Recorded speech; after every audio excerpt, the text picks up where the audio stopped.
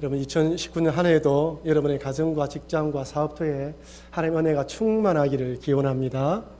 한번 따라할까요? 은혜를 마중 나갑시다. 여러분 하나님께서는 올 한 해에도 우리에게 참 큰 은혜를 베풀어 주실 것입니다. 그 은혜를 가지고 그 은혜를 바라보며 마중 나가시는 여러분과 제가 되기를 바랍니다. 여러분들은 누군가를 간절히 기다려 본 적이 있습니까? 아니 지금도 누군가를 기다리고 있습니까? 우리 젊은이들 가운데에는 사랑하는 배필을 또 간절히 기다리는 사람도 있을 것입니다. 누군가를 기다린다는 것은 그 자체가 사랑하는 사람, 보고 싶은 사람이 있다는 증거이죠. 사실 이 기다림처럼 설레게 만드는 감정도 없는 것 같습니다. 공항 입국장에 가보면 여행을 갔다가 돌아오는 자녀나 배우자 또한 부모를 기다리는 사람들로 가득 차 있습니다. 그들의 시선이 어디에 고정되어 있습니까?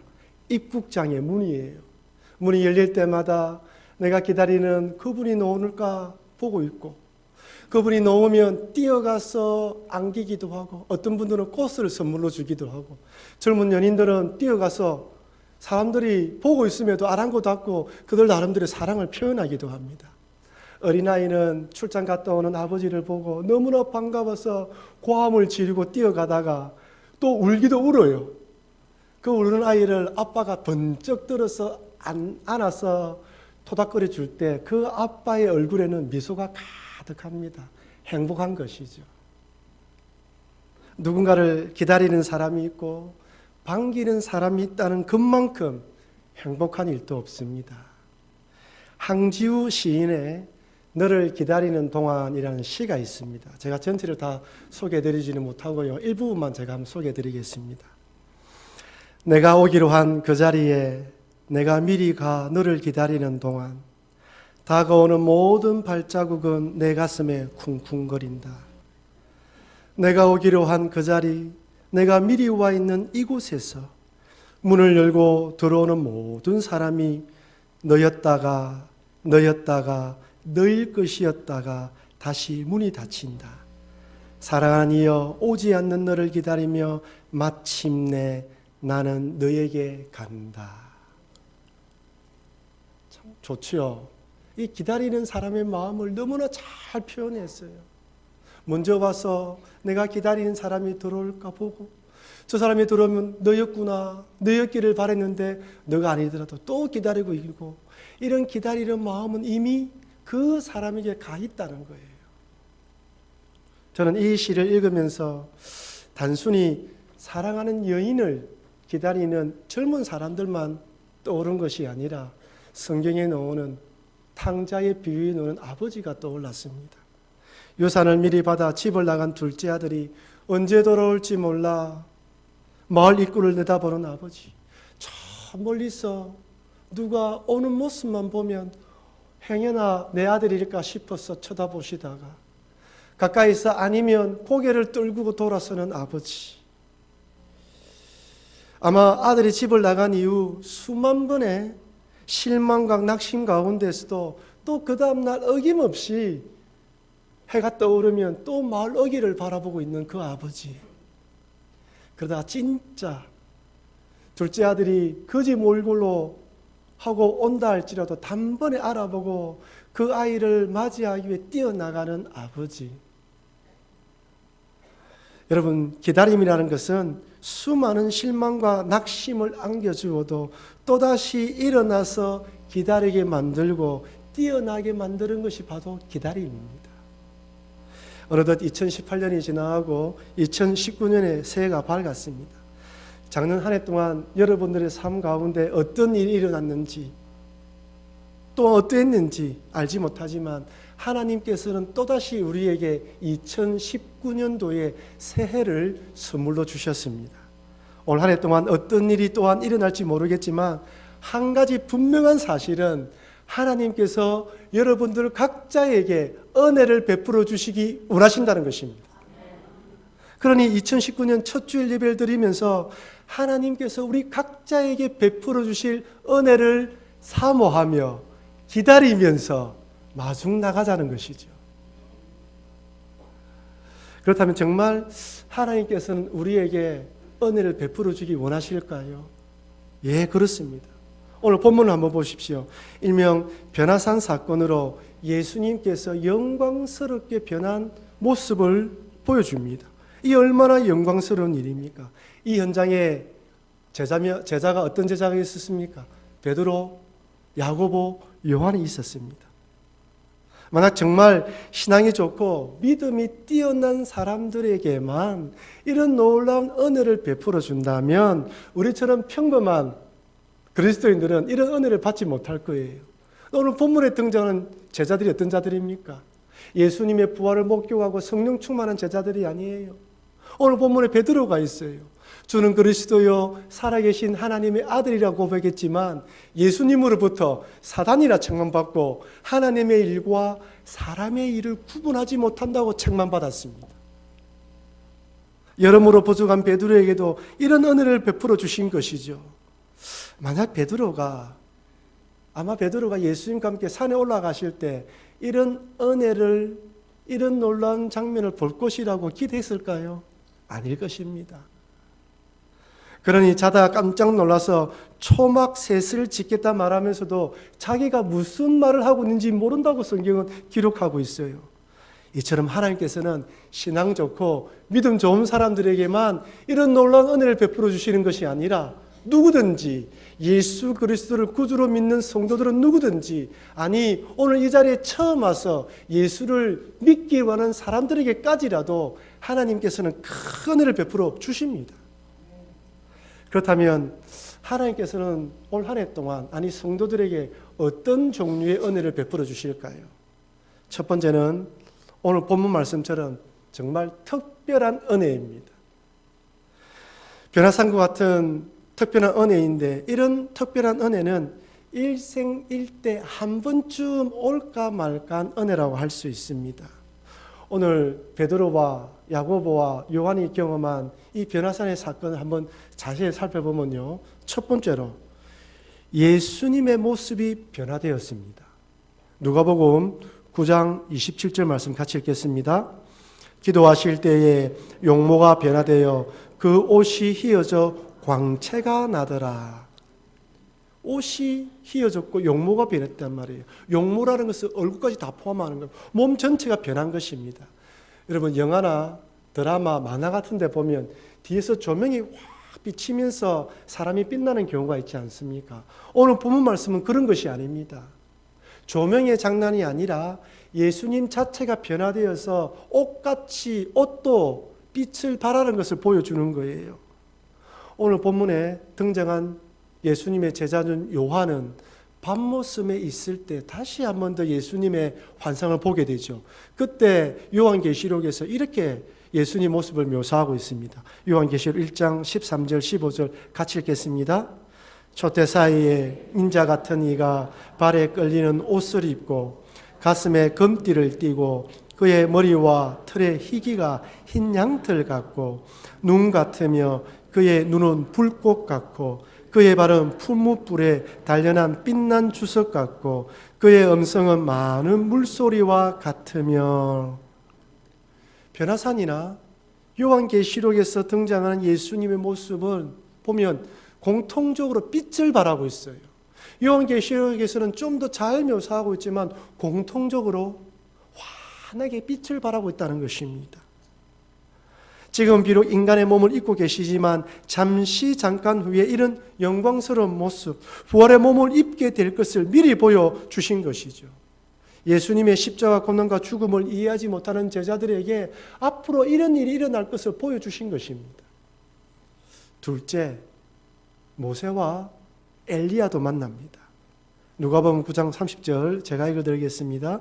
문득 두 사람이 예수와 함께 말하니 이는 모세와 엘리야라.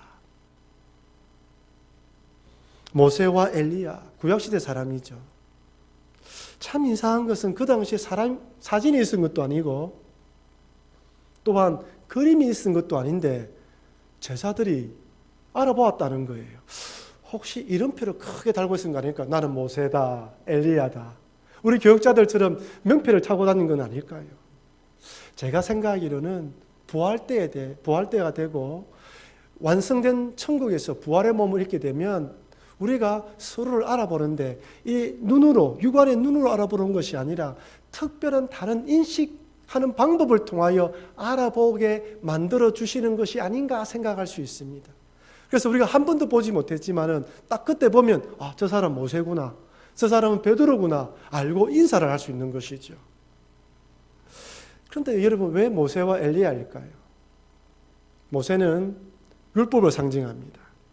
유대인들에게 구약의 율법을 상징하는 모세, 그리고 엘리야는 위대한 선지자이죠. 놀라운 것은 그 당시나 지금이나 유대인들에게 엘리야는 위대한 선지자라는 거예요. 지금 또 남자아이가 태어나고 할례를 행할 때에는 엘리야 자리를 마련해 놓는다고 합니다. 그리고 성인식을 행할 때에도 그 자리에 엘리야를 위한 잔을 두고 성인식을 행한다는 거예요. 지금 또 유대인들에게 이 엘리야는 위대한 선지자, 그리고 모세는 모세오경, 율법을 상징하는 의미로 알려져 있는 것이죠. 그러니 이 두 분을 보았으니 얼마나 영광스럽겠습니까? 세 번째는 하나님의 영광의 구름을 보고 하나님의 음성을 들었습니다. 누가복음 9장 34절 35절 말씀 같이 읽어볼까요? 이 말 할 즈음에 구름이 와서 그들을 덮는지라. 구름 속으로 들어갈 때에 그들이 무서워하더니 구름 속에서 소리가 나서 이르되 이는 나의 아들 곧 택함을 받은 자니 너희는 그의 말을 들으라 하고. 여기 구름이 덮었다 할 때 이 구름이란 헬라가 네펠레인데 히브리 말로는 아난이에요. 근데 이 아난이라는 히브리 말이 단순히 구름을 의미하는 것이 아니라 하나님께서 임재하실 때, 하나님의 현현의 상징으로 구름이 임할 때 이 단어를 종종 사용했습니다. 그러니 지금 베드로와 야고보와 요한은 하나님의 상징의 의미로 구름이 덮이고 그 안에서 나의 아들 곧 택함을 받은 자니 너희는 그의 말을 들으라라는 음성까지 들은 거예요. 사실 그리스도인이라면 다들 이런 놀라운 경험을 하기 원합니다. 좀 하나님께서 나에게도 이런 놀라운 경험을 해주면 얼마나 좋을까. 다메섹에서 부활하신 예수님을 만났던 베드로, 사도 바울처럼, 오늘 본문의 이 제자들처럼 예수님께서 부활하셔서 한번 딱 나타나주면 더 믿음으로 신앙생활을 할 수 있는데, 아니 예수님은 아니더라도 그 밑에 모세라도 엘리야라도 한번 나타나 주신다면, 아니 구름이라도 한번 덮이는 경험을 해준다면 얼마나 좋을까, 이런 소망을 가지는 것이죠. 제가 이전에도 한번 간증을 드렸는데, 제가 청년 때 서울의 큰 집회에 참여해서 정말 많은 은혜를 받았습니다.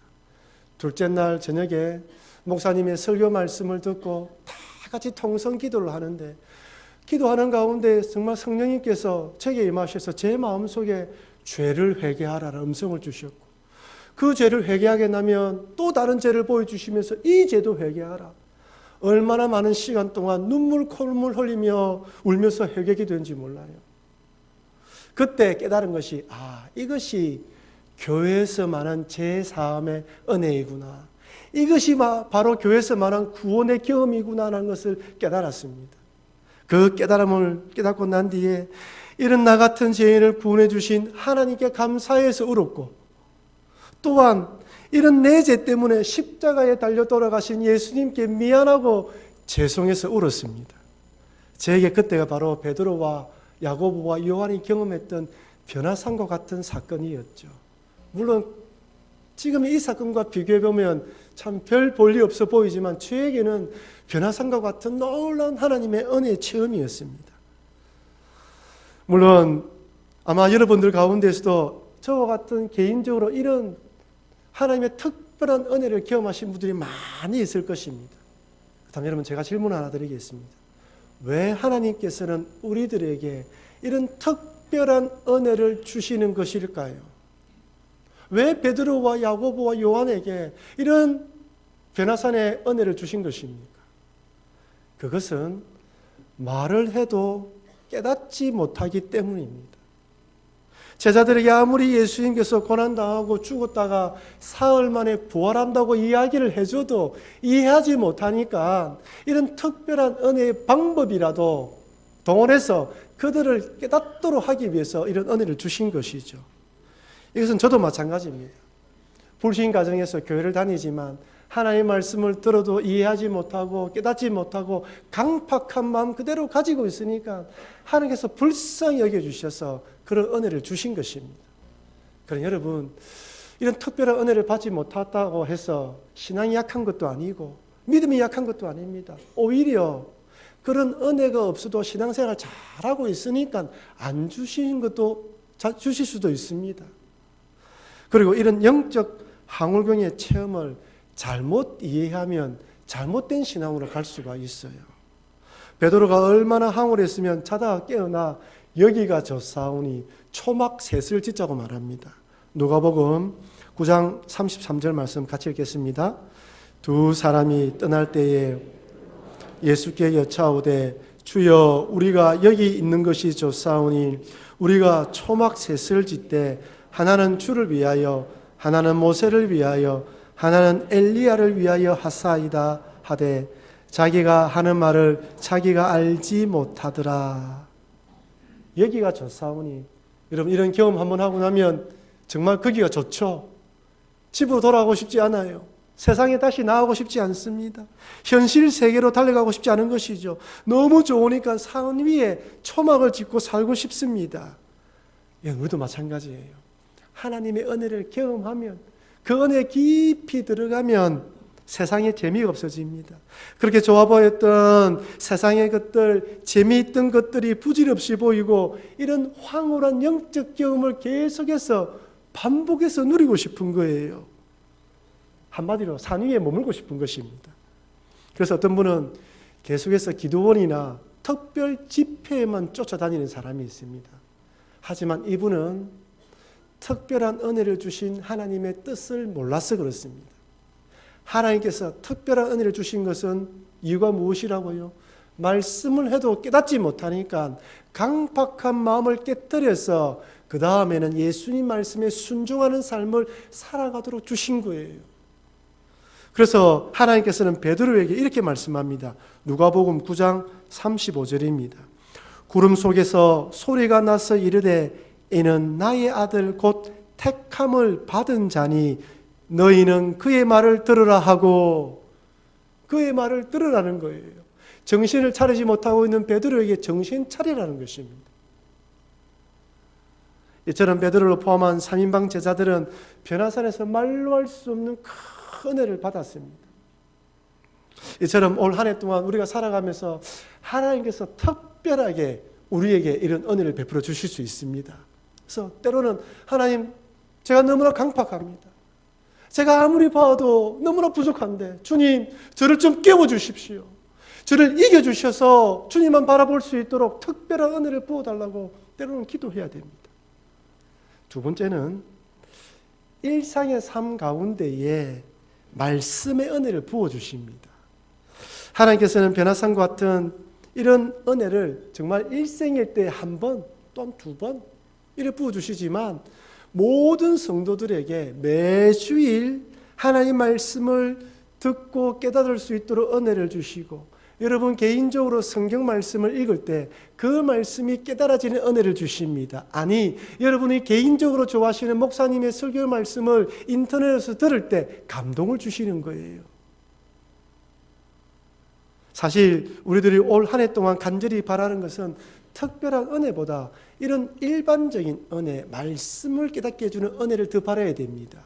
아니, 우리가 말씀의 은혜만 잘 받아도 특별한 은혜가 필요가 없어요. 그렇잖아요. 말씀 은혜 가운데 풍성하게 살아가고 있는데 하나님이 특별한 은혜를 주실 필요가 없는 것이죠. 그렇다면 2019년 한 해 동안 이런 은혜를 부어주실 하나님을 어떤 마음과 어떤 자세로 기다려야 할까요?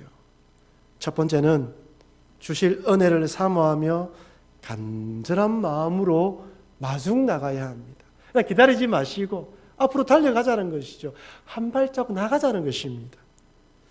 여러분, 옛날이나 지금이나 철학자들, 지혜자들, 도를 닦는 사람들은 이 깨달음이나 진리는 내 안에서 발견되어지는 것이 아니라 외부에서 주어지는 것으로 믿었습니다.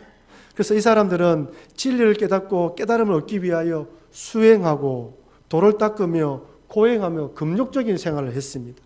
그러다가 깨달음의 커튼이 열리고 진리의 빛이 들어오는 것을 경험하면 기뻐하고 즐거워했단 말이에요.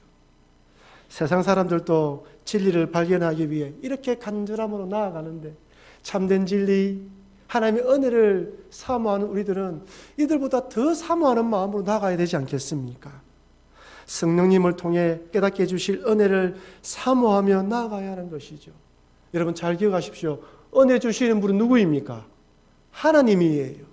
주실 은혜를 받는 것은 우리의 몫도 있습니다. 내가 어떤 마음과 어떤 자세로 기다리고 받아들이냐에 따라서 그 은혜가 달라질 수 있다는 것이죠. 나무에 달린 감, 나무에 달려있는 사과나 이런 열매들은 우리가 잊게 할 수 없어요. 좀 일주일만 더 빨리 익었으면 좋겠다 소원을 가진다 하더라도 하나님의 뜻입니다. 그러나 잘 익은 감, 잘 익은 사과를 따는 것은 우리의 몫이에요. 하나님께서 폭포수 같은 은혜를 부어주신다 할지라도 우리가 그릇을 뒤집어 놓거나 작은 그릇, 컵과 같은 그릇을 가지고 온다면 그만큼밖에 은혜를 받지 못합니다. 그러나 마음을 활짝 열고 큰 그릇으로 주님을 맞이한다면 그 그릇에 맞도록 하나님께서 은혜를 부어주십니다. 한 수도자에게 제자가 찾아왔습니다. 스승님, 하나님 뜻을 발견하며 간절히 기도했는데 하나님 뜻을 발견할 수가 없어요. 스승이 제자에게 오늘 밤에 기도할 때 다시 한번 더 간절히 기도하고 돌려보냈습니다. 하루를 지내고 난 뒤에 그 다음날 또다시 제자가 실망한 눈빛으로 찾아왔습니다. 스승이 3-4번이다. 한 번 더 간절히 기도하라고 돌려보냈어요. 그 다음날 또 고개를 푹 숙이고 돌아온 제자를 데리고 스승이 강으로 데리고 갑니다. 강에 들어가서 쭉 들어가고 난 뒤에 강물까지, 허리까지 차오른 강물에 데려가서는 강바닥에 무엇이 있는지 보라고 말하고 제자가 강물을 탁 보고 있는데 뒤에서 목도리를 잡고 물속에 처박아 있는 거예요. 갑작 당스러운 일에 숨도 쉬지 못하고 막 몸부림을 치지만 스승의 힘을 이기지 못한 제자는 거의 죽을 징에 도달하게 되었습니다. 그러자 스승이 탁 건져 올렸어요. 스승은 제자에게 너 왜 그렇게 발버둥을 쳤느냐 하고 물었습니다. 화가 난 제자가 스승님이 강물에 넣었으니 살기 위해서 발버둥을 친 것이죠 라고 대답합니다. 자, 스승이 이렇게 말합니다. 간절함이란 바로 이것이다. 살기 위해서 몸부림을 치는 것, 발버둥을 치는 것, 이런 간절함으로 하나님을 찾으라. 2019년을 시작하면서 여러분들 10년 가운데에 이런 간절함으로 하나님을 찾고 마중 나가시를 주의 이름으로 축원합니다. 둘째, 하나님에 대한 상처와 아픔 그리고 섭섭함에서 벗어나야 합니다. 주실 은혜를 기대하지 못하게 만들고 또한 넓은 마음을 가지고 하나님께로 가지 못하게 만드는 것이 무엇이냐면 상처, 아픔, 섭섭함이에요. 여러분, 우리 사람 사이에도 관계가 조금 틀어지고 조금 상처가 있고 아픔이 있으면 이 회복하기가 쉽지 않지 않습니까? 그 사람을 보면 나도 모르게 상처가 생각나서 아마 이 가슴이 마음을 닫게 되는 것이죠. 하나님 관계도 마찬가지입니다. 신앙생활 하면서 하나님을 믿고 따랐는데 뜻대로 되지 않을 때 우리 마음에 상처가 생겨요. 여러분 잘 기억하십시오. 혹 여러분 마음속에 하나님에 대한 상처와 아픔과 섭섭함이 있다면 여러분들은 믿음의 사람이기 때문이에요. 왜 그러냐면 믿음이 좋은 사람일수록 하나님을 의지하게 돼 있거든요. 믿음 없는 사람들은 하나님을 깊이 의지하지 않습니다. 그러니까 상처도 깊지 않아요. 믿음 좋은 사람일수록 믿고 따랐는데 뜻대로 되지 않으니까 상처가 깊은 것입니다. 그러나 여러분 꼭 기억하십시오. 내 뜻대로 되지 않을 때에도 첫째, 하나님의 뜻이, 하나님의 생각이 내 뜻과 내 생각보다 더 크다는 것을 인정해야 됩니다. 두 번째, 하나님께서 모든 것을 합력하여 선을 이룬다는 것을 믿어야 됩니다. 이렇게 믿어야지만 그 일 가운데에서도 하나님을 바라볼 수 있는 것이죠. 여러분, 믿음은 단지 드러난 현상, 나타난 결과만 보는 것이 아니라 비록 그리 아니할지라도 하나님의 뜻이 있는 것을 믿는 것이 참된 믿음입니다. 만약 이런 믿음이 없다면 주실 은혜도 사모하지 못하고 가지고 있는 은혜도 다 상실해 버립니다. 그러니 이 믿음, 우리 주님을 바라보며 내 마음속에 아픔과 상처가 있다면 주님을 바라보며 뜻이 있음을 바라보고 달려가야 하는 것이죠. 사랑하는 성도 여러분, 베드로와 야고보와 요한이 변화산에서 놀라운 영적 경험을 합니다. 이런 놀라운 영적 경험을 했듯이 여러분 삶 가운데도 하나님의 특별한 은혜가 주어지기를 바랍니다. 그러나 이런 일생일대의 특별한 은혜뿐만 아니라 우리 주님께 매주일 말씀을 들을 때마다 하나님 은혜 받게 해주십시오. 내가 개인적으로 성경 말씀을 읽고 묵상할 때마다 이전에 깨닫지 못한 은혜를 주시고, 내가 좋아하는 목사님의 설교 말씀을 들을 때마다 풍성한 은혜를 주셔서 올 한 해 동안에는 하나님께서 내게 주시기로 예배되는 모든 복들을 받아 누리게 도와달라고 기도하시며 나아가시는 여러분과 제가 되길 주의 이름으로 축원합니다.